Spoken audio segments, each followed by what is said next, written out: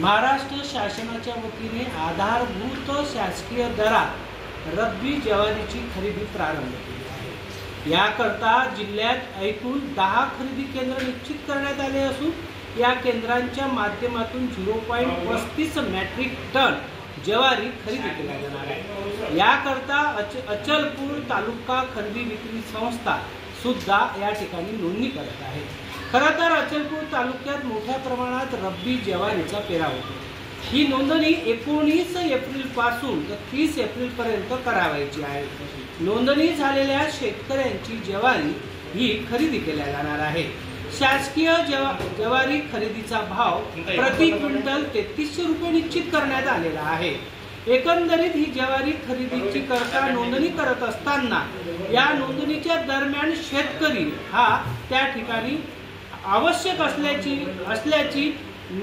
प्रक्रिया या ठिकाणी निश्चित करण्यात आली आहे। अचलपूर तालुका खरेदी विक्रीच्या या ऑनलाईन नोंदणी प्रक्रिया करत असताना ज्या शेतकऱ्याच्या नावावर ज्वारीचा पेरा नोंदवलेला गेला आहे तोच शेतकरी या ठिकाणी नोंदणी करण्याकरता आवश्यक आहे। त्याचा ऑनलाईन रित्या फोटो घेत ती तशी नोंद केली जाणार आहे। मात्र अनेक अडचणी या ठिकाणी निर्माण झालेल्या पाहायला मिळत आहेत की वृद्ध शेतकरी ही ऑनलाईन नोंदणी करण्याकरता येऊ शकत नाही। त्यामुळे त्यांच्या कुटुंबातल्या रक्ताच्या नात्याच्या सदस्यांना आधार शेतकऱ्याची आणि मुलांच्या जी नातेवाईक आहेत त्यांच्या नावाची नोंदणी करून देणे अशी प्रक्रिया प्रारंभ झाली तर ते सोयीस्कर ठरू शकतं। अनेक महिला आजारी आहेत, त्यांना या ठिकाणी नोंदणी करायला येणे कठीण आहे। अशातच ही नोंदणी शेतकऱ्यांसाठी डोकेदुखीची ठरत आहे। अचलपूर तालुका खरेदी विक्री संघाच्या या कार्यालयात 19 एप्रिल पासून सुरू झालेल्या या खरेदीसाठी अनेक शेतकरी रांगेत आहेत आणि त्यातल्या त्या जी ऑनलाईन प्रक्रिया ज्या सॉफ्टवेअरच्या माध्यमातून केल्या जाते त्या ठिकाणी मात्र ऑनलाईन प्रक्रिया निश्चितच त्याला रिस्पॉन्स देत नाही। अनेक अडथळे निर्माण होतात। आज सकाळी अनेक 11 वाजेपासून आलेले शेतकरी दुपारी 4 वाजता ऑनलाईनची प्रक्रिया ही गतिमान झाली आहे। त्यामुळे अनेक शेतकरी रांगेत राहत आहेत। उन्हाचा तडाखा सुरू आहे। त्यामुळे शासनाने ज्वारी नोंदणीची ही प्रक्रिया शेतकऱ्यांसाठी कशी सुलभ करता येईल यावर योग्य त्या उपाययोजना करणे गरजेचे आहे। काही शेतकरी माझ्यासोबत आहेत, त्या शेतकऱ्यांचं काय म्हणणं आहे ते आपण जाणून घेऊ। माझं नाव राजेंद्र रंगराव तराटे, जवलापूर तालुका अचलपूर। कालपासून तो लाईनी उभा आहो, अजूनही नंबर लागलेला नाही। आम्ही आलो सकाळी 9 वाजता। अडचण आहे की साईड बंद होती, त्यांची साईड बंद होती, साईड 5 वाजता उघडली। आता काय करायला पाहिजे, काय अपेक्षा?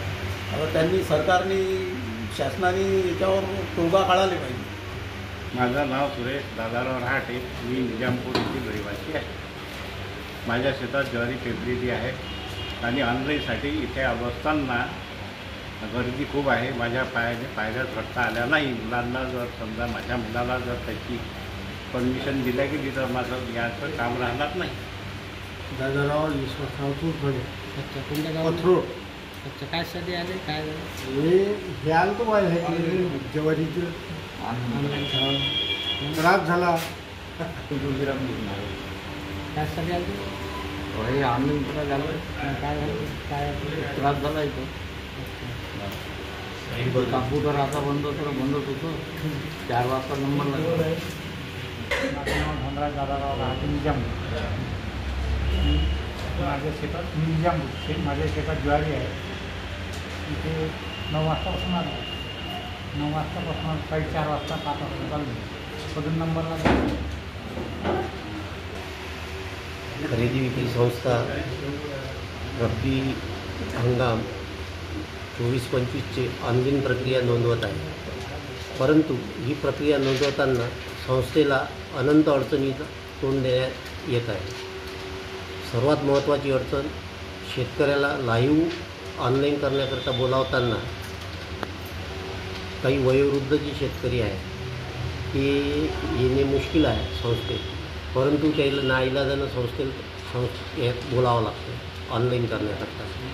तसेच महिला वर्ग आहे, महिला शेतकरी आहे, या सर्व शेतकऱ्यांना जो त्रास होत होता किंवा होत आहे, हा सर्व त्रास शासनानं कशाप्रकारे कमीत कमी होईल याची नोंद घेण्यात यावी, एवढीच संस्थेची विनंती आहे. यात काही सूचना आमच्या काम करताना असं निदर्शनास आलं की ज्याप्रमाणे CCIनं एक ऑनलाईन प्रक्रिया नोंदवली होती कापूस खरेदी करताना, की रक्ताच्या नात्यातला जर व्यक्ती असेल तर त्याच्या वडिलाच्या नावानं जर ऑनलाईन सातबारा आहे आणि जर त्याचा मुलगा जर येऊन तिथं ऑनलाईन करत असेल तर तो ग्राह्य धरण्यात यावा.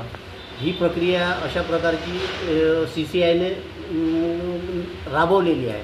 तर त्या धर्तीवर जरी ज्वारीची जर ऑनलाईन नोंदणी प्रक्रिया जर राबवण्यात आली तर त्याचा फायदा बऱ्याचशा शेतकऱ्यांना मिळू शकते. दुसरी गोष्ट सर्वात महत्त्वाची म्हणजे की शासनाची साईड जे भीम पोर्टल आहे हे व्यवस्थित काम नाही करत. एक जर पोर्टल जर व्यवस्थित काम केलं तर साधारणतः एका दिवसात 30 ते 35 सातबारे ऑनलाईन होऊ शकते. परंतु पोर्टलच नाही चाललं तर दिवसभरात 10 शेतकऱ्यांचं ऑनलाईन होतं आहे. अशा वेळेस आलेल्या शेतकऱ्याला तोंड देणे संस्थेला भारी जात आहे. संस्थेच्या प्रती शेतकऱ्यांची नाराजी तयार होत आहे, गैरसमज तयार होत आहे की बा हेच लोक काहीतरी गडबड करत असेल. पण वास्तविक पाहता आम्ही आमच्या तालुक्यातले शेतकरी असल्यामुळं आमच्याकडनं त्यांच्याप्रती सहानुभूतीचीच भावना आहे. त्यांचा त्रास किती जास्तीत जास्त कमीत कमी झाला पाहिजे याच्यासाठी सर्व संस्थेचे कर्मचारी, संस्थेचे अध्यक्ष, उपाध्यक्ष, संचालक मंडळ सतत प्रयत्न करत आहे. तरी कृपया शासनानं आम्हाला यासाठी सहकार्य करावे एवढी अपेक्षा ठेवतो.